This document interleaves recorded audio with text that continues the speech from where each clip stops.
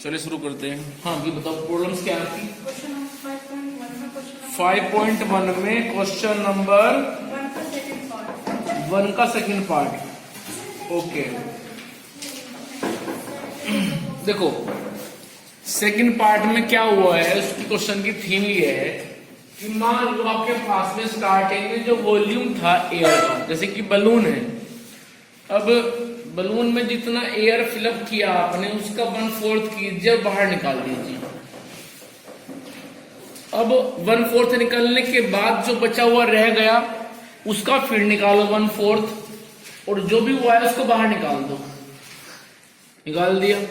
अब जो बचा है उसका 1/4 फिर से निकालो, जितना भी हुआ आएगा उसको फिर बाहर निकाल दो।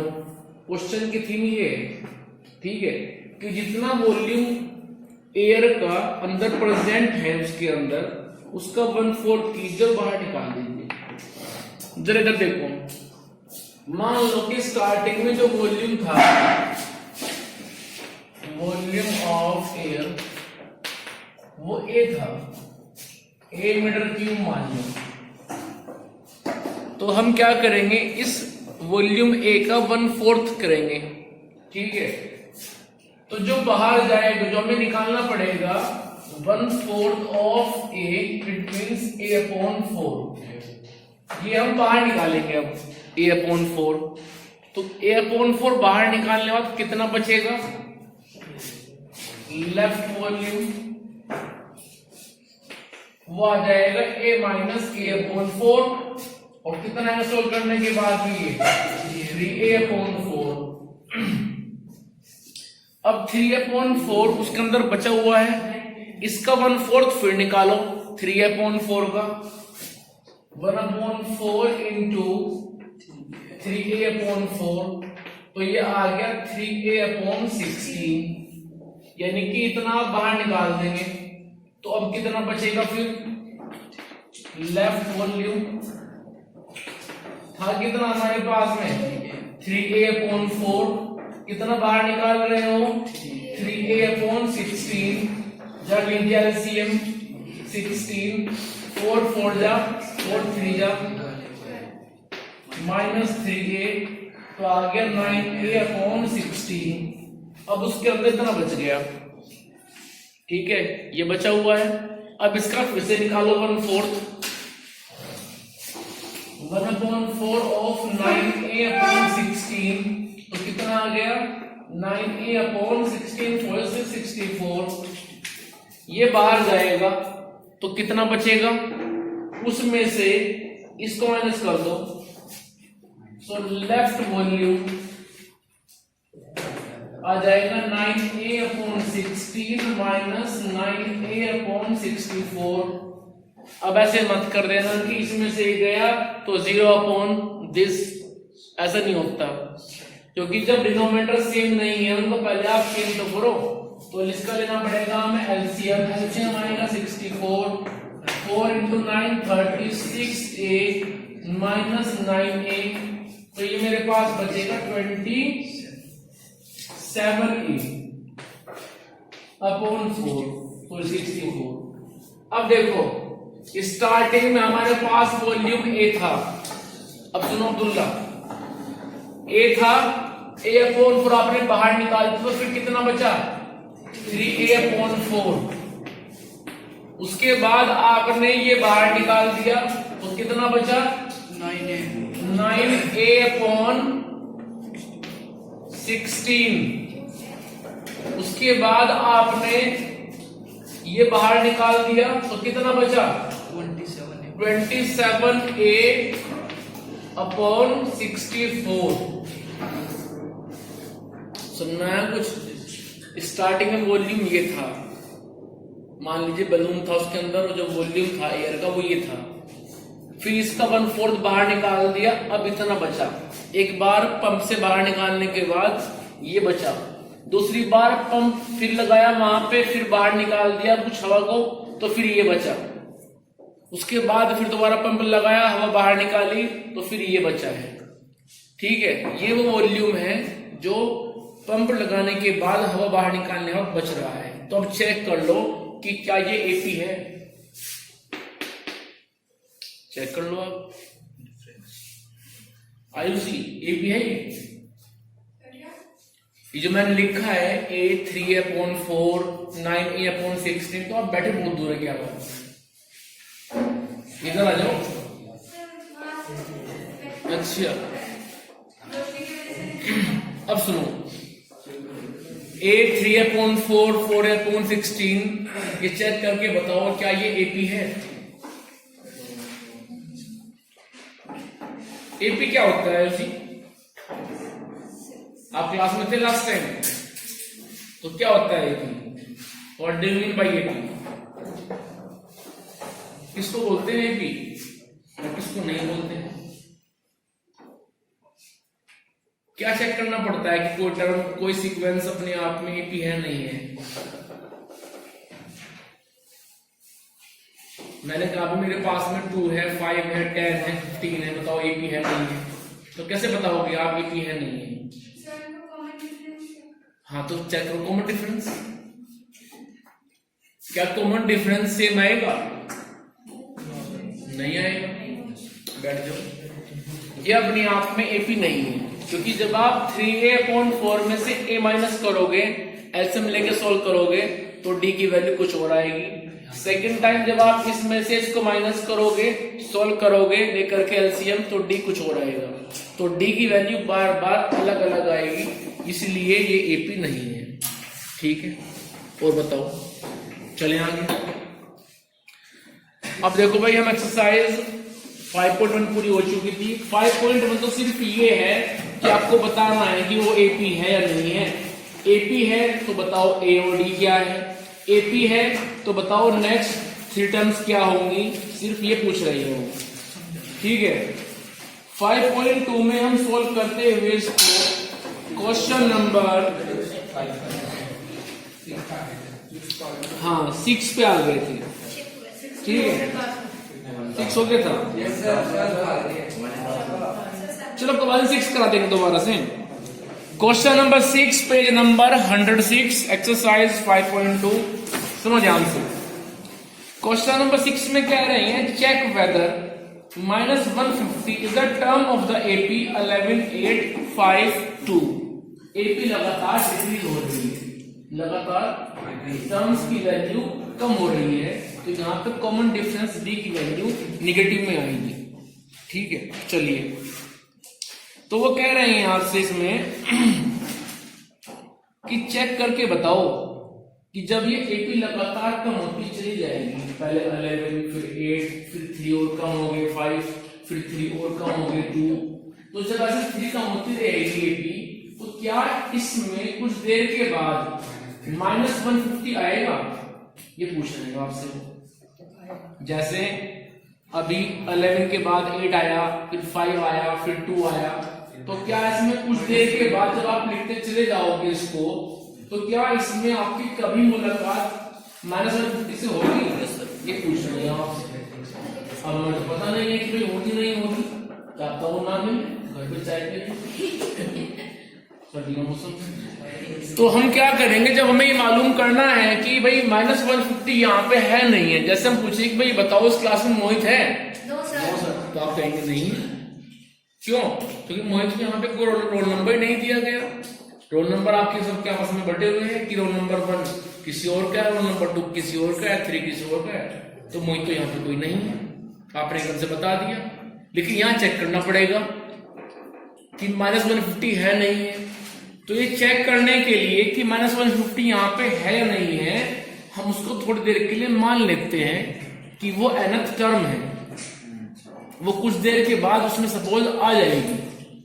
ठीक है, तो हम उसको एज्यूम कर लेंगे, जो भी पूछेंगे हमसे हम उसको मान लेंगे let -150 is the nth term,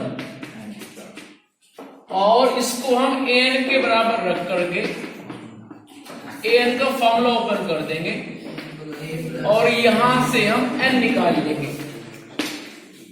अब सुनो, सलमान यदि यहां से n की वैल्यू आई कंप्लीट और आई पॉजिटिव, जैसे कि 10, 15, 30, 36, 40 इस तरह से, तो हम बोल देंगे yes -150 is the term of the AP, उन्होंने दी है एपी। लेकिन बाय द वे मान लो यहां से n की वैल्यू आती है फ्रैक्शन में या फिर डेसिमल में, निगेटिव में, तो फिर आप कह देंगे कि नहीं -150 इस एपी में कभी आएगा ही नहीं। ठीक है, आओ फिर एपी को देख करके बताओ ए कितना है वहां पे, फर्स्ट टर्म क्या है वहां पे 11, तो रखो 11, एन तो निकालना है, डी आ जाएगा -3 इक्वल्स टू -150। इसको सोल्व करो, 11 प्लस -3 इंटू एन -3n और -3 इंटू -1 प्लस 3 इक्वल्स टू -150। ठीक है, यहाँ पे तुम गलत बैठ गए, सामने ये पोडियम को दिक्कत करेंगे तो आप वहां बैठो इस पे रजी से आगे, या फिर आप इधर आओ, इधर आ जाओ। ठीक है,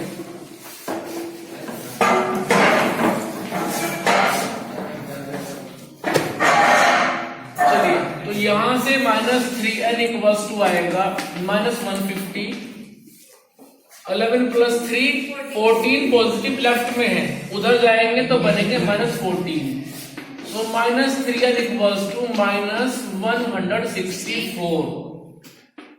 नेगेटिव कट जाएगा निगेटिव से, इधर भी है इधर भी है, सो n इक्वल्स टू 164/3। और देखो वही काम हुआ जिसका डर था। ठीक है, 3 इसे कंप्लीटली नहीं कट कर पा रहे हैं, नहीं कर रहा है ना, डेसिमल में बच रहा है। ठीक है, इट मींस वो झूठ बोल रहे थे, सच हम बोल देंगे अब। ठीक है, हम बोलेंगे कि -150 तो इस एपी में कहीं है ही नहीं, तो बाद में लिख देना है this implies -150 does not belongs to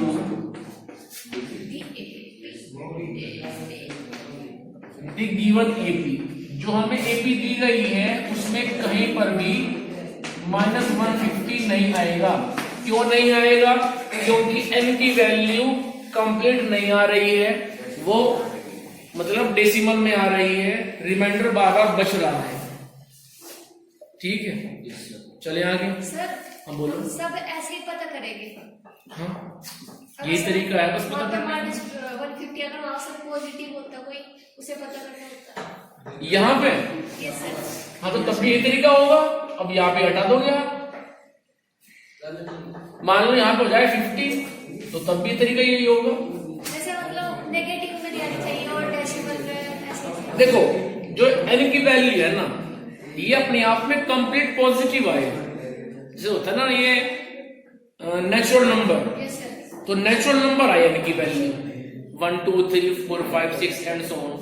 negative में ना आए, फ्रैक्शन में ना आए, 35.67 इस तरह से। क्योंकि देखो आप सबका रोल नंबर है, आपका रोल नंबर है 1 2 3 4 5 एंड सो ऑन। क्या किसी रोल नंबर ऐसे होता है कि 34.67 नहीं होता ना, तो इसलिए वो झूठ बोल रहे हैं, वो इस एपी में है नहीं। चलिए आगे क्वेश्चन नंबर बात करते हैं 7 पे। 7 में कह रहे हैं, वो पढ़ना ध्यान से क्वेश्चन को। Find 31st term of the AP. AP की 31st टर्म बताओ। चलो तो हम बता देंगे, यदि हमें ए और डी मिल जाए तो हम उसको बता देंगे। ठीक है, अरे सीधे बैठो भैया, आप पीछे क्यों देख रहे हो? अच्छा, जिस पे हम वर्क कर रहे हैं। अच्छा, चलिए बड़ा बहादुर काम किया। चलिए 11th टर्म इज 38। वो कह रहे हैं कि एपी में 11th टर्म की वैल्यू 38 है। ओके, फिर कह रहे हैं कि उसी एपी में जब चेक करते हैं 16 टर्म को, तो उसकी वैल्यू 73 है।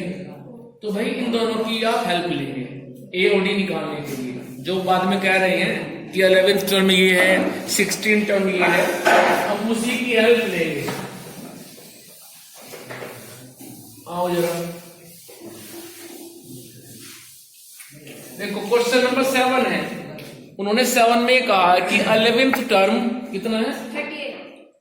38 है।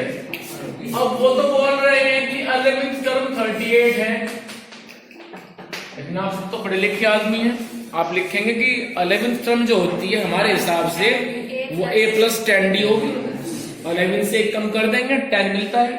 तो आप इसी बात का ऐसे लिख सकते हो कि a + 10d = 38, तो बन जाएगी आपकी पहली इक्वेशन।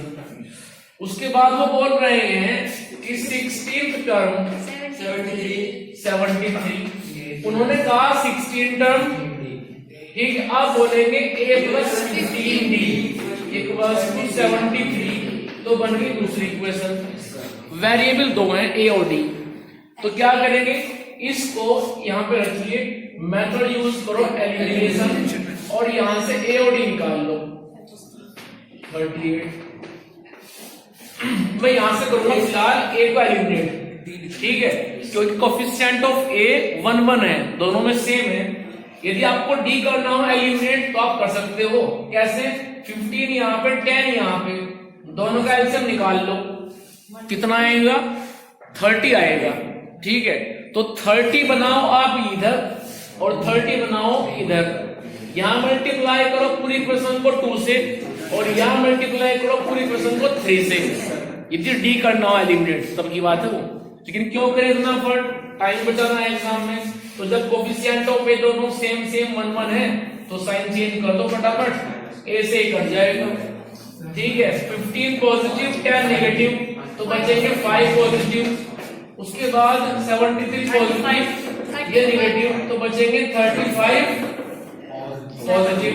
तो डी आ जाएगा यहाँ से 35/5 मींस 7। अभी डी की वैल्यू आप रख दीजिए फर्स्ट इक्वेशन में डी के प्लेस में, सेकंड रख दो, चलो तो लिख देना बस, put it into equation second, रखो सेकंड में a + 15 time of d = 73, so a + 50 into d, d मेरे पास 7, 15 7 से कितना होता है रजी, 105, तो आ जाएगा 105 और ये 73, 73 - 105, तो a मेरे पास में आ गया भाई 7, तो 1 हो गया, 7 और 5 12 और 32 आ जाएगा, माइनस में आएगा, ठीक है। a मिल गया, d मिल गया, तो अब क्या करेंगे, वो क्या पूछ रहे थे आपसे, 31st टर्म पूछ रहे थे आपसे। अब आप कहेंगे 31st टर्म क्या होगी, जो हो जाएगी a + 30d, तो रखो a की वैल्यू -32, 30 into d, d मेरे पास 7, इसको सोल्व कर लो, -32 + 7 into 3, तो 210, इसमें से इसको माइनस कर दो, तो कितना आ जाएगा, ठीक है, तो 178 आ गया पॉजिटिव। चलिए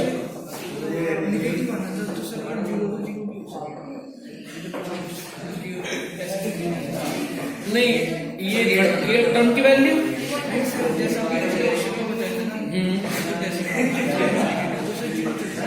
एन की वैल्यू नहीं, एन की वैल्यू 0 नहीं, 0 नहीं आनी चाहिए, हमेशा होना चाहिए नेचुरल नंबर। नहीं नहीं, ये बात गलत, ये बात लोग कुछ पूछ रहे हैं। और क्वेश्चन नंबर 8 पे और चलता हूँ। क्वेश्चन नंबर 8 में कह रहे हैं कि एक एपी के अंदर टर्म 50 है, जैसे कि आपकी स्ट्रेंथ 46 47 के आसपास है, तो वो कह रहे हैं कि एपी है और उसकी स्ट्रेंथ है 50। चलो आगे, उन 50 टर्म में जो हमने ऑब्जर्व किया, तो थर्ड टर्म की वैल्यू यानी कि थर्ड प्लेस पे हमें लिखा होगा 12, ऐसा वो कह रहे हैं। चलो आगे, लास्ट टर्म वो है 106। अब सुनो, जो लास्ट टर्म 106 है अब्दुल्ला, इसको हम ऐसे लिख सकते हैं क्योंकि हमें पता है कि क्लास के अंदर बच्चे कितने हैं, 47 है, तो इसको हम लिख सकते हैं कि इसका मतलब तो जो 106 ये वैल्यू है, ये उस लास्ट टर्म, कौन सी, एन वो लास्ट टर्म कौन सी है, 50th, क्योंकि क्लास के अंदर 50 स्टूडेंट है, ऐसा वो कह रहे हैं कि भाई एपी है, एपी के अंदर 50 टर्म है।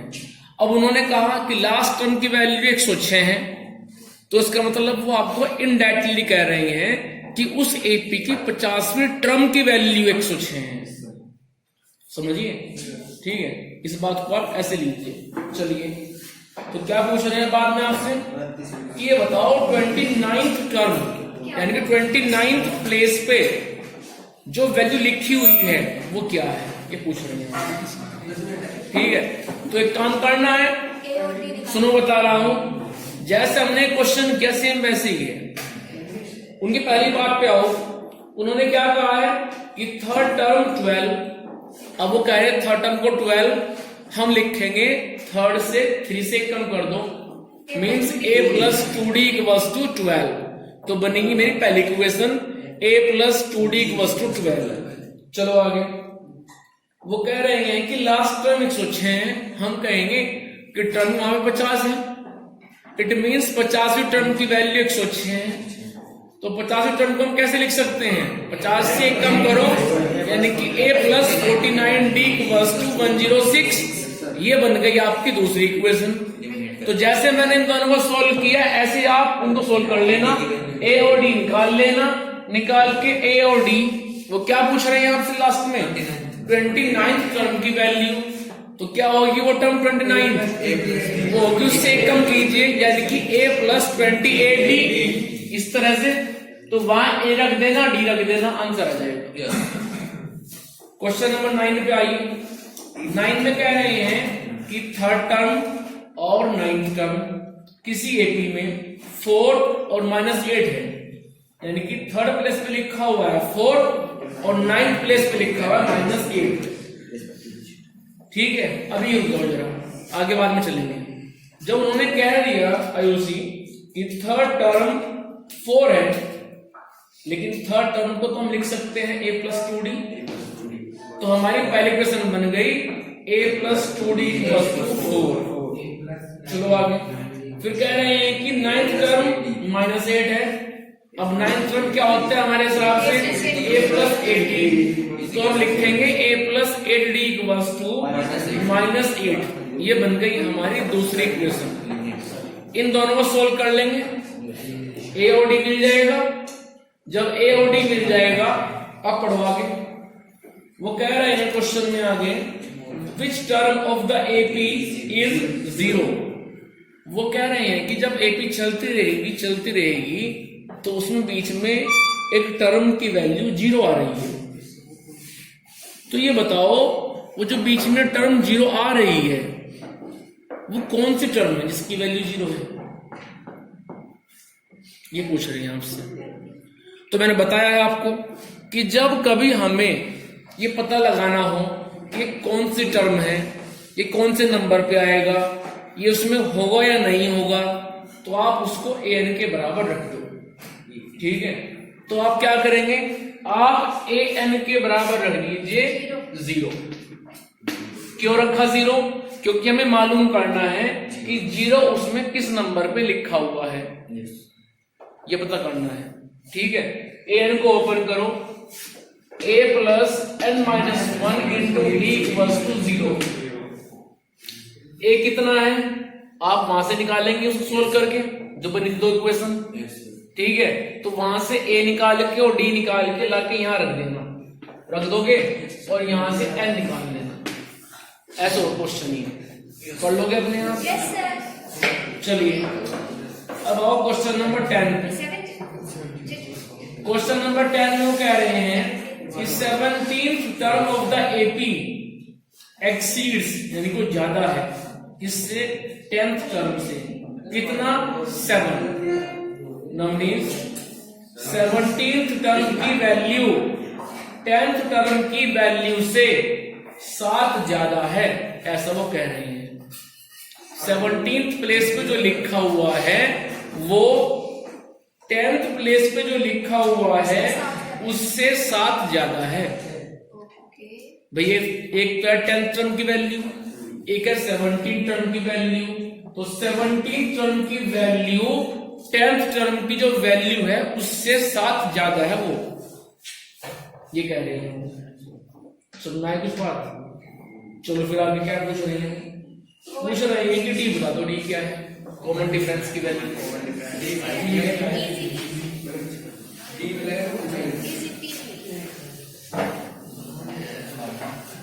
तो सुनिए जरा, कौन ज्यादा है? 17 टर्म की वैल्यू किससे? 10th टर्म से। कितना? 7। तो हम लिखेंगे कि 17 टर्म ये 10th टर्म की वैल्यू से ये 7 ज्यादा है, ठीक है। यानी कि इसमें 7 ऐड करोगे तो तब जाकर के हमें ये टर्म मिलता है, ये वो कह रहे हैं। मैंने उनकी बात को लिख दिया सी। अब सुनो, जो 17 टर्म है इसको हम लिख सकते हैं a + 16d।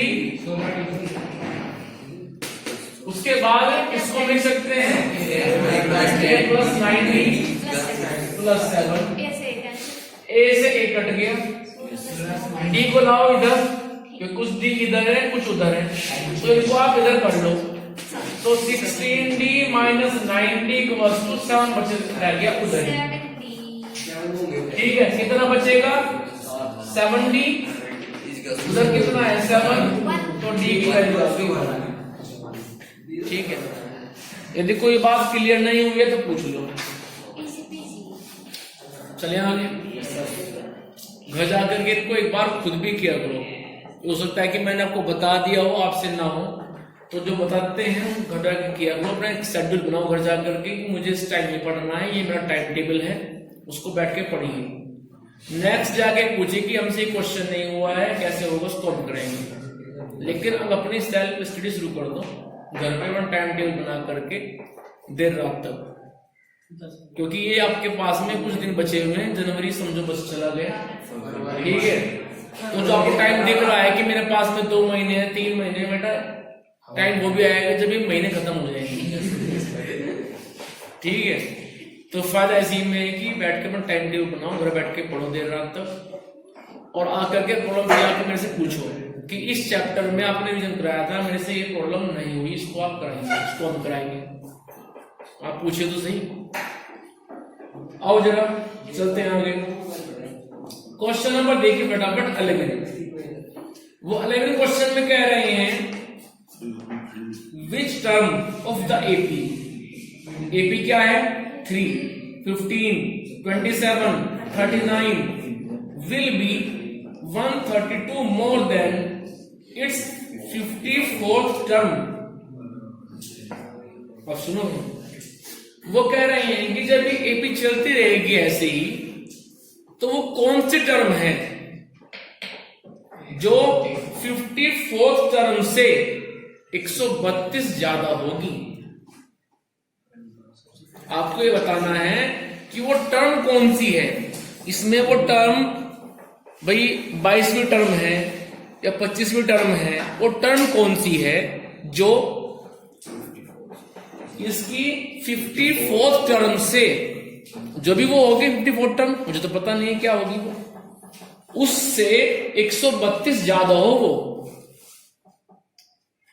ठीक है।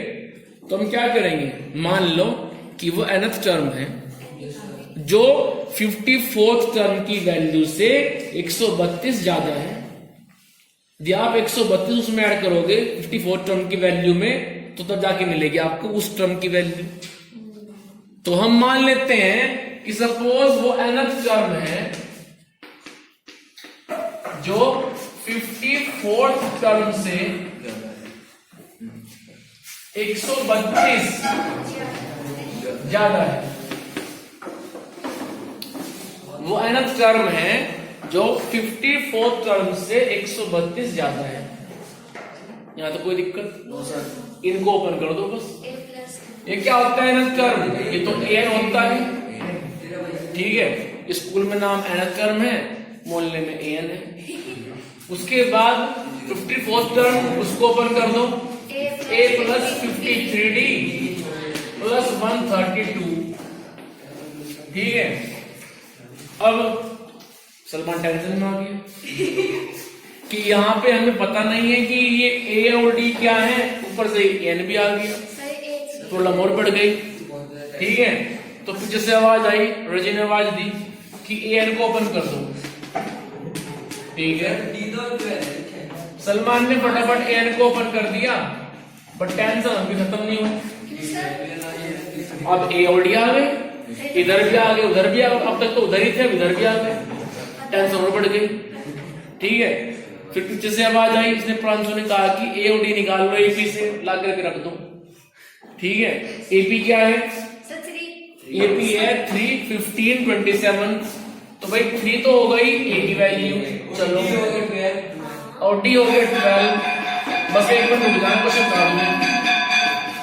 53 इंटू 12 प्लस 132। अब इसको आप सोल्व कर लीजिए, -12, सॉरी यहाँ पे 12n आएगा, और ये आ जाएगा 3 प्लस, इसको सोल्व कर लेंगे आप, ये आ जाएगा 636 प्लस 132।